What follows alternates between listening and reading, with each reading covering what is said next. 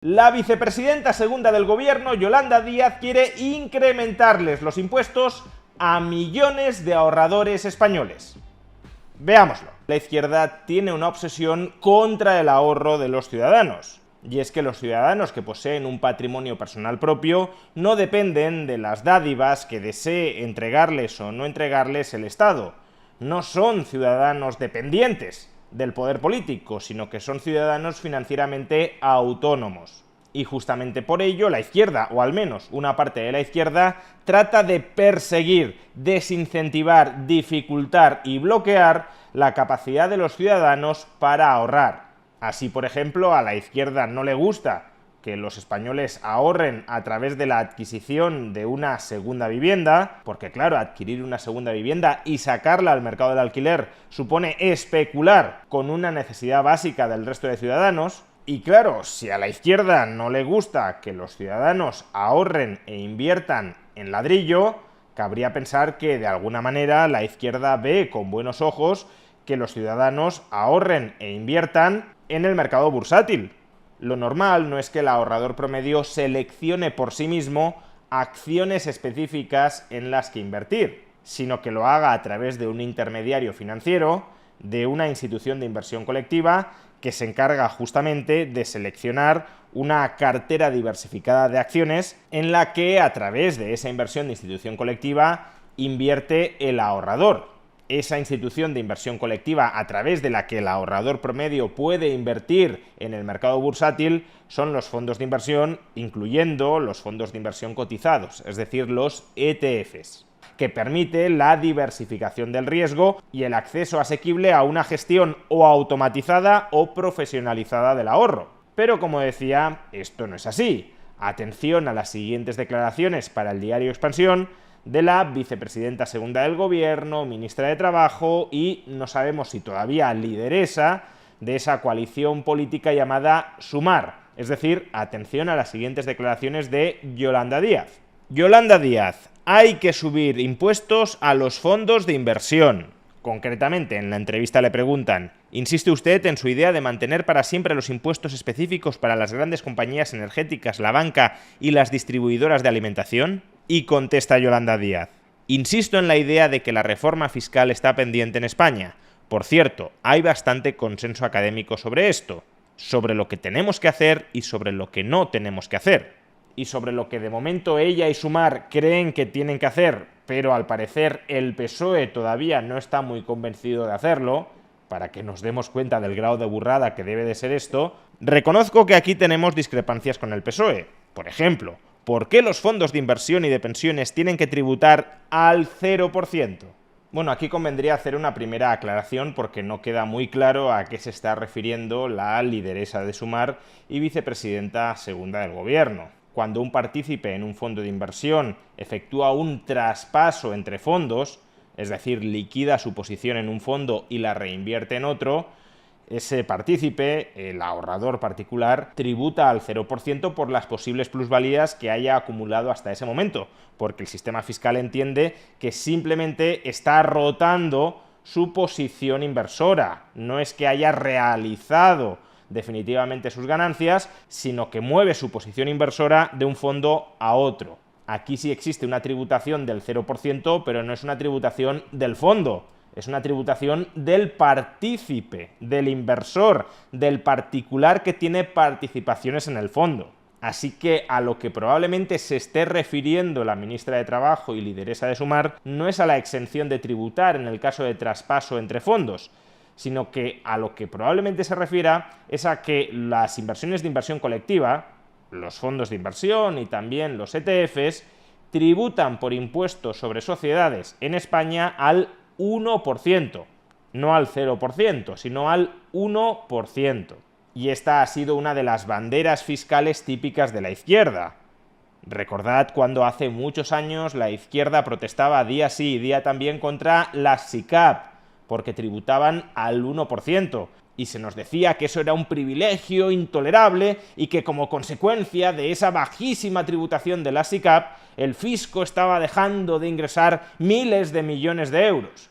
bueno, pues esa tributación al 1% de facto desapareció, de jure sigue estando, pero se ha vuelto tan restrictiva que de facto ha desaparecido, y la recaudación, desde luego, no ha aumentado de manera apreciable por este hecho. Pues bien, cuando la izquierda estaba denunciando la SICAP por el privilegio de tributar al 1%, algunos ya decíamos que esto solo era el aperitivo, que en realidad el mismo régimen fiscal que tienen las SICAP lo tienen los fondos de inversión, porque las SICAP no lo tenían por ser SICAP, sino por ser instituciones de inversión colectiva como lo son los fondos de inversión. Pues bien, ahora ya van por el plato fuerte, que no es la tributación del ahorro de los ultrarricos a través de la SICAP, sino a hacer tributar el ahorro de la inmensa mayoría de ahorradores en España. Ya van a sangrar o a desangrar tributariamente a los ahorradores que canalizan parte de su ahorro a través de un fondo de inversión o de un fondo de inversión cotizado, de un ETF. ¿Y por qué incrementar el impuesto sobre sociedades a las instituciones de inversión colectiva desde el 1% al 10% o al 25% sería una barbaridad? Pues porque implicaría una clarísima y fortísima doble tributación. Ahora mismo, si yo compro directamente una acción y luego la vendo con plusvalías, tributaré al 19, al 21, al 23, al 27 o al 28% según la magnitud de esa plusvalía. Por hacer números redondos, pongamos que mi plusvalía es de 400.000 euros y que el tipo impositivo medio sobre esa plusvalía es del 25%. Pues yo, como ahorrador e inversor particular que ha comprado directamente acciones, tendré que entregarle al fisco 100.000 euros de esos 400.000. En este punto habría que decir que ya existe doble tributación, porque esas acciones son títulos de propiedad sobre una empresa que, si ha ganado dinero, ya ha tributado al 25% en el impuesto sobre sociedades. Por tanto, yo como accionista debería haber recibido los beneficios antes de impuestos de esa empresa, pero pasa el fisco y le quita a la empresa el 25%, de tal manera que yo como accionista solo tengo derecho al 75% de esos beneficios antes de impuestos de la empresa. Y luego, si realizo esa ganancia y obtengo una plusvalía, sobre ese 75% de los beneficios he de pagar a su vez el 19, 21, 23, 27 o 28% como tipo marginal. Pero bueno, olvidémonos de esta doble tributación. Lo que he mencionado es que si he obtenido una plusvalía de 400.000 euros sobre mi cartera de acciones, he de pagar un tipo medio de, por ejemplo, el 25% y tendré que entregarle al fisco 100.000 euros. Pues bien, ahora imaginemos que realizo esta misma operación a través de un fondo de inversión. Es decir, que yo, en lugar de invertir mis ahorros directamente en acciones, invierto mis ahorros indirectamente en acciones a través de un fondo de inversión o de un fondo de inversión cotizado, un ETF. El fondo invierte en acciones, luego las vende y obtiene una plusvalía de 400.000 euros. Si el fondo tuviese que tributar por el impuesto sobre sociedades al 25%, el fondo de esos 400.000 euros tendría que entregar 100.000 euros. De tal manera que la ganancia después de impuestos se quedaría en 300.000. Ganancia después de impuestos que sería atribuible al partícipe. Y ahora imaginemos que el partícipe quiere realizar esa ganancia, quiere liquidar su posición en el fondo. Pues bien, el partícipe debería volver a pagar en IRPF por rendimientos del capital. 19, 21, 23, 27 o 28%, según el tramo marginal en el que entre. Sigamos suponiendo, aunque sería un poquito menos, pero sigamos suponiendo que seguiría siendo un tipo medio del 25%. Pues bien, de esos 300.000 euros, el partícipe tendría que pagar adicionalmente 75.000 en impuestos. Por tanto, el neto que le quedaría con una misma ganancia, la ganancia era de 400.000 euros, el neto que le quedaría ahora sobre esa misma ganancia sería de 225.000 euros, cuando en el caso de que ese ahorrador invierta directamente en acciones, su tipo medio sería del 25%.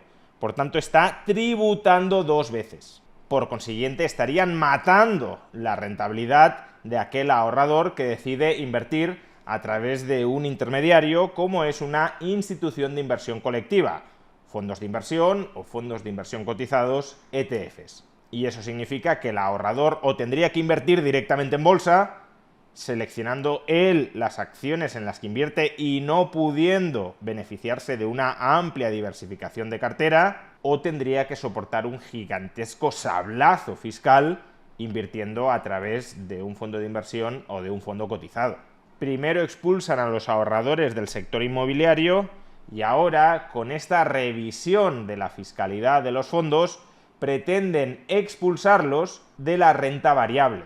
Al final parece que la única modalidad de ahorro personal que tolere la izquierda o ciertos sectores de la izquierda como Sumar sea o bien el ahorro en forma de depósitos bancarios, es decir, darle financiación a los bancos a cambio de rentabilidades bajísimas, o el ahorro canalizado a deuda pública, es decir, darle financiación al gobierno.